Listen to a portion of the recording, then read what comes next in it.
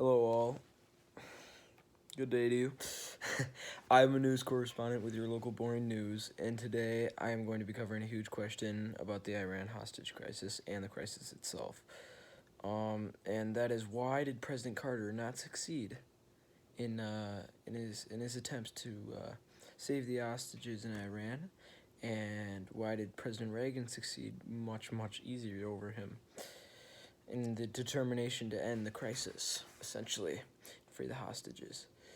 Well, I can say shortly in one line, Carter was a bad man, but no, I will not get that biased yet. Okay, we will start off with explaining the situation itself to people who do not know. The events following what happened at the very start was, or the whole crisis itself occurred from the seizure of the American embassy in Tehran by Iranian students on November 4th, 1979. And a crowd of around 500 seized the embassy, and of the approximately 90 inside, 52 of the hostages remained there until the end of the crisis. So it was a long time that they were in there for, and the reason that the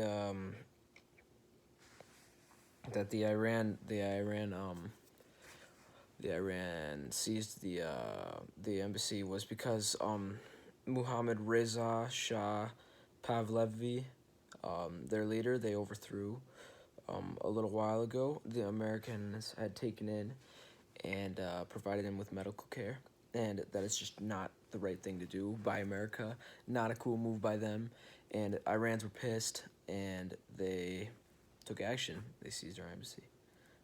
The driving question, though, going back to it again, is why did Reagan succeed so much more than President Carter? Carter sucked. But no, I'm not going to be that biased. I'm going to be a normal news correspondent today. We'll start off with Carter's failures. Here's where I get a little bit biased. Carter applied economic pressure by halting oil imports from Iran and freezing Iranian assets in the United States. He could have made some peaceful operation or something like that. They refused to not provide medical care to the Shah, the U.S., and that just made Iranians more mad, and they did not want to cooperate with Carter, especially because he didn't want to cooperate with them. Instead, he halted oil imports. At the same time, though, he did make other efforts to free the hostages, all of them which proved failures. On April 24th, 1980, the United States attempted a rescue mission that failed after 3 of the 8 helicopters that they sent were damaged in a sandstorm. The operation was aborted. 8 people were killed. Carter did not go fully planned with that, and he was just not the smartest president that we could ever have with this sort of thing. And he was not reelected for good reason, because of his total failure of rescuing a large number of hostages who were stuck in Iran, in the embassy still.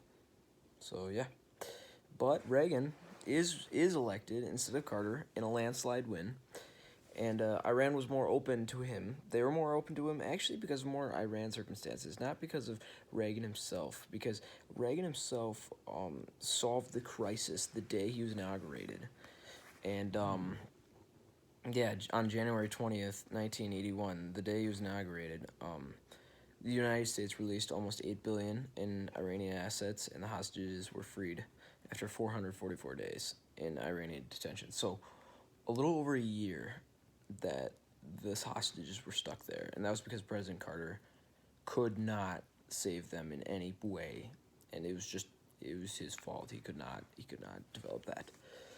But yes, back to the main topic.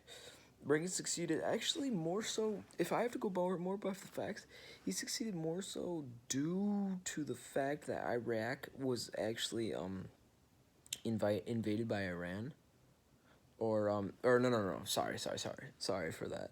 Iran was actually invaded by Iraq, so they were dealing with another war, and at the same time, the Shah was already dead, so the rioting, the attitudes had calmed down a little bit. Carter's gone, right? The Shah's not in medical care anymore. He's dead. Everything was kind of calm, and they just wanted to be resolved, right? So, Reagan took action, and yeah, there you go. President Reagan succeeded much far better than President Carter for those reasons, and Carter's got to learn. He's not a great president at all. Thank you for coming to your local news network. This is Andrew Brian with my fancy cool hat signing off. Thank you. Good day.